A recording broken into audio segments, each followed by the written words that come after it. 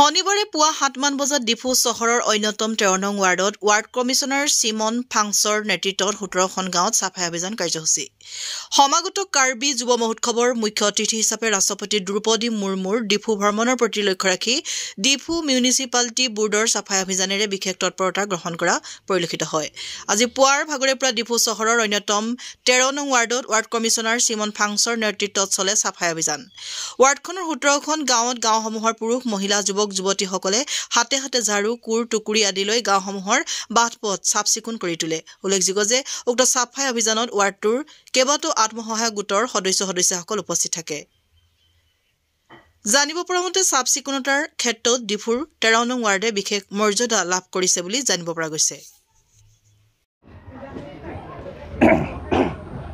প্ৰথমে মই নতুন নৱবৰ্ষ সকলোলৈ মই মোৰ তৰফৰ পৰা ধন্যবাদ জ্ঞাপন কৰিছোঁ। এই বছৰ সকলোৱে ভালে সুখীয়ে থাকক। তো আজি আমি মোৰ ৱাৰ্ডৰ আণ্ডাৰত যিমানখিনি গোট আছে এলএফ আছে আৰু দলৰ সদস্যবৃন্দ আছে, তো এইটোৱে কাৰণ ওলাইছোঁ যে CM ছাৰ অনাৰেবল ডক্টৰ তুৰাম ৰহাঙে দিনে ৰাতি নেপেৰাকে গল্ডেন জুবলি উপলক্ষে যিটো চেলিব্ৰেশ্যন কৰিব দিনে ৰাতি নিশাই কাম কৰি আছে।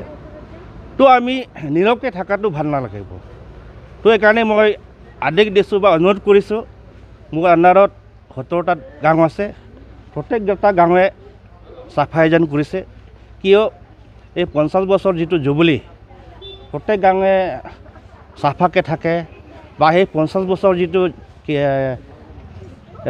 ফেষ্টিভেল হ'ব, আমাৰ বয়সটাই 50 বছৰ, গতিকে আমাৰ গাঁওবিলাক লেতেৰা থাকিলে ভাল নহ'ব।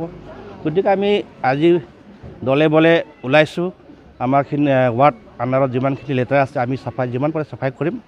আৰু সেইটোৱে অনুৰোধ প্ৰত্যেকটা গাঁৱে চাফাইটো ৰাখে, যাতে আন দেশত বা আন এটা জিলাৰ পৰা যিটো দৰ্শকবিলাক আহিব, তেতিয়া আমাৰ ডিফু নগৰখন সুন্দৰ আছে বা চাফাই আছে বুলি যাতে কয়, সেই বুলি আমি আজি চাফাই অভিযান কৰিছোঁ। আজি বুলি নহয়, প্ৰত্যেকটা মাহত আমি এনেকৈয়ে কৰি থাকোঁ। গতিকে যিমানখিনি পাৰে আমি ডিফু নগৰখন চাফা কৰিবলৈ চেষ্টা কৰি আছোঁ। সেই হিচাপে আমি কেন্দ্ৰৰ পৰা আমি প্ৰেজেণ্টো পাইছোঁ। গতিকে আগন্তুক আমি যিমান পাৰে চাফা কৰিবলৈ চেষ্টা কৰি আছোঁ।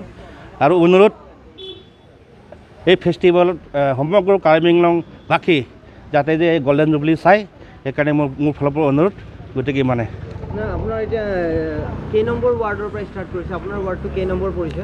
মোৰ ৱাৰ্ড আগত আছিলে 6 নম্বৰ, কিন্তু এতিয়া ৱাৰ্ডটো বঢ়াই দিছে। এতিয়া আগতে আছিলে 10টা ৱাৰ্ড, এতিয়া হ'ল সৰ্বমুঠ ৱাৰ্ড হ'ল 14টা নম্বৰ। তো মোৰ ৱাৰ্ড নম্বৰ হ'ল 13 নম্বৰ ডিফু মিউনিচিপাল বৰ্ড। আপোনাৰ 13 নম্বৰ ৱাৰ্ডত কেইখন গাঁও চলি আছে চাফাই? মোৰ 13 নম্বৰ ৱাৰ্ডত 17টা গাঁও আছে। 17টা গাঁৱৰ মাজতে আজি তাৰিখলৈকে প্ৰায় 11টা গাঁও চাফা হৈ গ'ল। তো কালি আৰু 2-3 বাকী আছে, গোটেইখিনি চাফা হৈ যাব।